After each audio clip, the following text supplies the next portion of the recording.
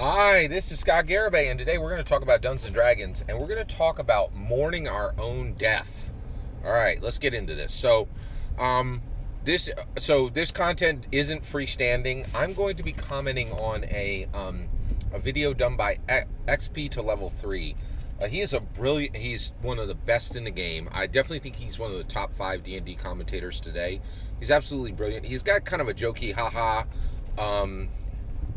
channel, and the video I'm going to point you to, Gigachad dealing with, I think it's called Gigachad dealing with death, or Gigachad dealing with Dungeons and Dragons, but basically he deals with this new concept of a Gigachad. I think Chad is I hate this idea that we attach these concepts to names, but it's beyond me. Who cares if I don't like it? It's done, right? Karen has a meaning. When I say Karen, you know what I mean, right? When I say Chad, you know what I mean, right? Like, I hate this that we're ruining darn good names, but it's, the trend is beyond me at this point. So he's talking about a Gigachad, which is even a stronger distillation of this concept in American culture. And Chads are essentially, at this point, I think this is a gendered term. Please correct me if I'm wrong, but this is a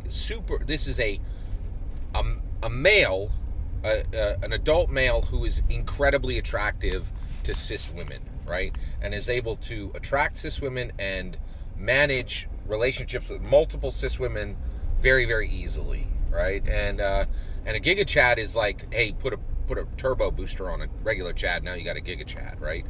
And this is a fascinating video because XP to Level 3, he is discussing this from the perspective of a Gigachad playing Dungeons and Dragons, which absolutely can happen, right?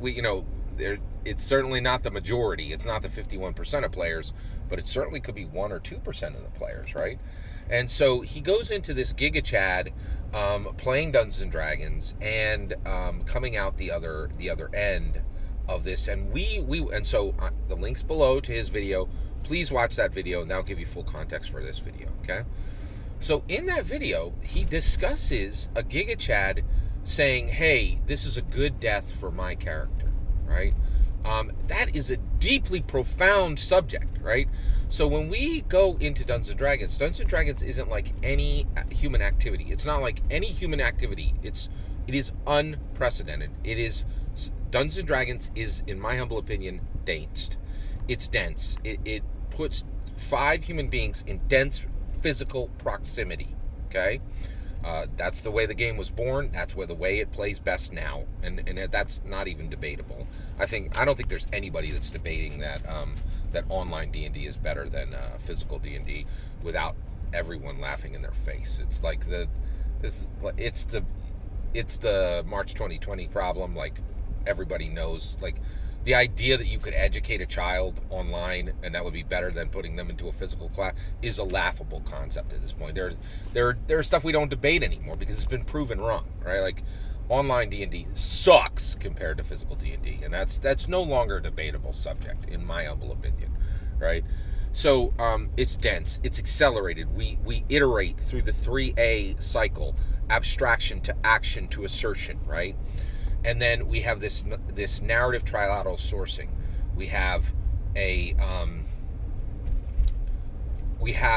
the artist, the dungeon master. We have the experiencer, the Dungeons and Dragons player, and we have fate itself, math, dice, right?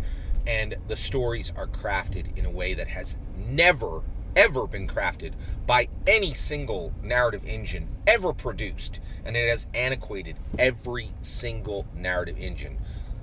Shakespeare is a schmuck compared to the worst stories created by Dungeons and Dragons at this point.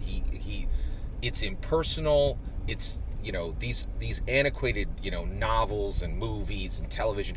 It's all useless crap compared to even bog standard interactive, explorative, combative, figurative stories told by Dungeons and Dragons, which are incredibly personal and valuable, right? And you could see this, right?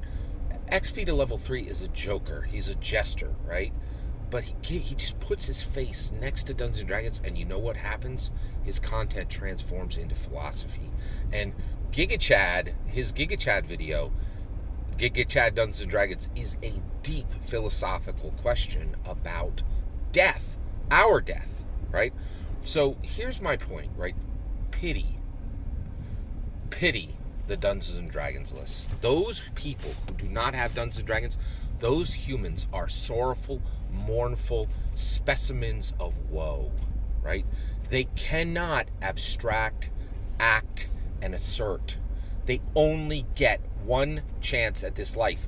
They only get one voice. They only get one gender. They only get one identity. They only get one set of memories. They only get one set of emotions. They're effed in this world, right? But look at the Gigachad. Look at what XP to level 3 says. We pass through death and mourn ourselves with the loss of every Dungeons and Dragons character. It is deep, and it is profound, and it is meaningful, and it is not found anywhere else, right? You read a novel and a character dies. Who cares? You didn't create them. You didn't craft them. You didn't choose their race, their class, their background. You didn't invest hours of time making decisions. You were never interrupted by fate in the middle of a novel. The author was never interrupted by fate. The author never came to your house and said, "What happens next?" That character is yours. That character is you. And when they die, you pass through death. And I've been dealing with this for like the last year. I lost an incredibly important character to me because of not math dice, not math rocks, not dice, but the real world chaos. Beryl's body is bouncing around Forgotten Realms to this day. He's never even been buried properly, right? And his corpse continues to bounce around. I have no resolution on his death. He is dead. Beryl, my turtle wizard, right? I mourn him, right? And I died through him, and I am mourning myself. And you know what that does? It gives me more stability and more value and more acceptance and more peace over my upcoming IRL death. Because death is not a stranger to me. I have mourned myself already through Beryl. I know what it means for friends to miss Beryl. I know what it means for a burial space to not be appropriate. All right, I almost certainly I will be put in the ground in the right place, but I'm not positive of that, right? But but those woes and those fears, like, am I going to be put in the ground or burned like trash when Scott Garibay leaves this world? Will I have will I have a burial that I can be proud of, right? I don't want to be burned like recycled trash. I don't want that, right? I want to be put into the ground respectfully, right? In a coffin, right? But I've already experienced, and that was a huge, it was a fearful thing for me. I'm much calmer now because I've seen what it means to bounce around with Beryl, the turtle wizard. I've seen characters mourn my character, right? We die and we pass through death, and we are going through quickly the 3A cycle of life: abstraction to action to assertion, right? These things that are like worrisome mysteries to the world, we see them in detail. We go through death in Dungeons and Dragons, and we can mourn ourselves and give the most sorrowful pity to those you know who are without Dungeons and Dragons. They live lonely, frustrating, deeply, deeply shallow lives. They live sorrowful, mournful, shallow lives with no iteration. No iteration. There are things that they do in real life that they could abstract, they could act, and they could assert on through these social models, right?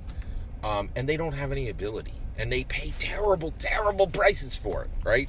Whereas you and I, we no longer function as normal human beings. We literally mourn ourselves. Who can do that?